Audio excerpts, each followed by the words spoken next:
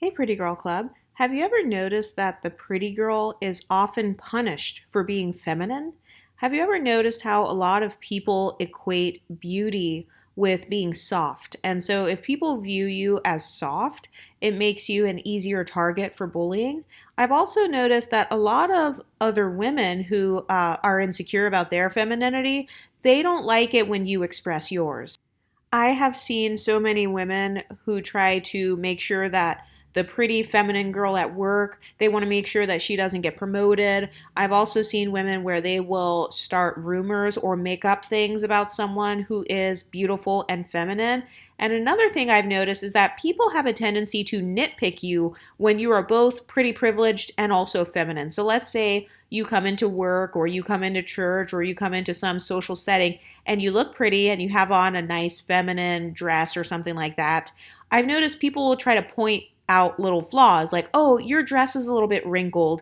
Oh, your shirt is wrinkled. Oh, your lipstick is out of place. Oh, your blush is too harsh. People want to call out flaws in you because they feel jealous of the fact that you are confident in your femininity. They're jealous of the fact that you're confident in your style. They're jealous of the fact that you're confident and you can wear whatever clothes you want. You can wear red lipstick to work, but they can't because they feel like it looks bad on them. They feel like they can't wear a pencil skirt because, they have really big love handles or a big stomach or whatever. So when they see you wearing the clothes that they wish they had the confidence to wear, that is triggering. I've noticed that when you are both beautiful and feminine, you are like a double trigger for a lot of women who are insecure about both their beauty and their femininity. And I've also noticed that some women who are kind of like more hard acting, for lack of better words, not only will they try to target the woman that they deem as softer, but they will also try to socialize you or force you out of that femininity. They will try to say stuff like, who are you dressing up for? Why are you trying so hard?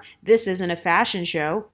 Who has time to put on that much makeup? How long did it take you to do your hair? Like, I know that a lot of times, let's say you come in with different hairstyles and stuff, people will be like, how long did it take you to do your hair? How long did it take you to do your makeup? Oh, wow, couldn't be me. I couldn't spend an hour doing my makeup. I don't have time for that. Why are you wearing makeup to the gym? Why are you wearing your hair done at the gym? Why is your hair done when there are no guys here? Like, you're just at a family cookout. Why are you trying to outshine others? Have you ever heard people say that? They love using that talking point, saying that you're trying to outshine others with your beauty and with your femininity. It's like, no, you feel outshined by her beauty and her femininity. That is why you're calling it out, because you feel like you become invisible when she walks in the room. It's not her fault that she is confident and self-developed. It's so funny because society will tell us as women, you need to be confident, you need to develop yourself, you need to fix your face, fix your teeth, fix your weight, do all this stuff. And then when a woman actually is able to achieve that and manifest that level up for herself,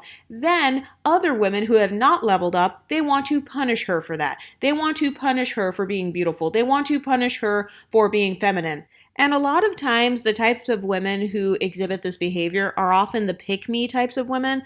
These are the women who they feel like your femininity opens you up to getting picked by more men. They feel like, oh wow, she has both the beauty and she like dresses well and she's well spoken and she's confident and she knows how to do her hair. She knows how to do her makeup. She knows how to show off her curves. She knows how to dress for her body type. So a lot of women feel like because of your femininity, you have more dating options than them. And then that makes them upset because if that woman defines her whole life based on dating options, if that woman feels like she can only have the soft life if a guy picks her, then of course she's going to be jealous of you because she feels like you have a higher opportunity of getting the soft life than she does because she centers her idea of the soft life around some rich man picking her or some white man picking her. And so this is why women will even make fun of you and they'll even make fun of the way you articulate yourself and say, oh, you sound white. You're trying to act white. Why are you talking like that? Nobody talks like that. Why don't you use any slang? You're so stiff. People will call you stiff. People will say you're acting white. People will say you're talking white. First of all, what does that even mean? And secondly, oftentimes people are saying this out of jealousy. They are jealous that they don't know how to articulate themselves. They're mad because they can't walk into a professional setting and not feel intimidated. They can't walk into a diverse, multicultural setting and not feel intimidated. They don't know how to social climb themselves. They don't know how to interact with people from different backgrounds. And so if they come across you and you're very articulate, you're very multicultural, like you can get along with anybody of any race or any ethnicity, you don't have these kind of racist talking points like, oh, I don't trust white people, I don't trust Mexicans, I don't trust Asians. You don't have that mindset, so you're very like open-minded. A lot of women will get jealous of that, especially if they are male centered. And I've also noticed that sometimes older women, whether it's in the workplace or in your own family, sometimes older women also get jealous of young, beautiful, carefree, feminine women. And this is because for a lot of older women, they've wasted their lives away on dusty men, or they have, spent the last 5 decades making horrible decisions for themselves.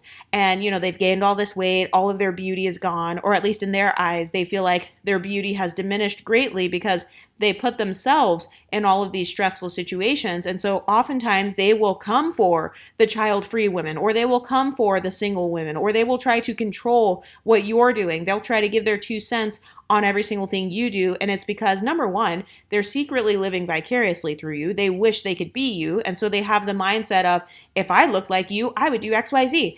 If I was your age, I would do this. If I was in your position, I would do that. And they don't even realize that they're overstepping their boundaries by saying this, because it's like, why are you even thinking about me deeply enough to imagine yourself being me? Especially when I didn't ask for your advice, when I didn't even give you details about my situation.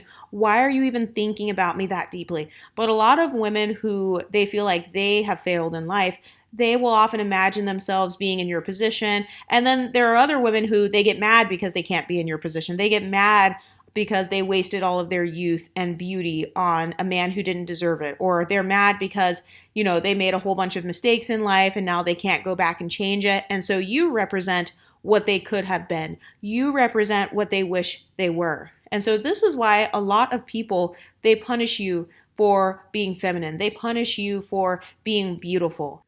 A lot of people don't realize that it takes a lot of confidence and self-trust and self-esteem to change up your hair all the time, change up your makeup all the time, change up your clothes all the time, switch careers, move to a new city, go after that degree, go after your goals and achieve those goals, and then level up to go towards new goals. It takes a lot of confidence and a lot of self-trust to do that. And what people are really jealous of oftentimes is your level of confidence. They're jealous of the level of trust that you have within yourself. They're jealous of the fact that you can say, I'm going to lose 15 pounds, and you actually will. And that's really what ticks people off. It's knowing that you actually are going to achieve your goals. They know that they can't stop you. And so it's almost as if they're throwing this social tantrum on a subconscious level, and they just can't help but gossip about you. They can't help but find at least 1 or 2 little things that they can nitpick you about, because they know that ultimately they can't stop you. So they feel like, okay, well, as long as she's in my presence, I'm going to make her life a living hell, because I already know that she's socially higher than me, looks better than me, she has more potential than me. And so before she moves on, I'm going to make sure that I can at least give her just a little bit of trauma, just to level the playing field a little bit. Because I can't handle her being pretty and feminine and confident and happy. So I want to at least try to take away some of that happiness, because I know that if I just nitpick her enough, if I just talk crap about her enough, and if I just gossip about her enough, I know that eventually I can try to get her to act out of character, and I can try to make her look stupid. That would be great, for her to finally look stupid, and for people to finally look at the pretty girl and say she is stupid. I mean, these are literally the types of thoughts that some people are thinking on a subconscious level. Sometimes people, they cannot help but to pull you down because they view you as being so far above them. But what do you ladies think? Let me know in the comment section, and I'll talk to you next time. Stay pretty, ladies.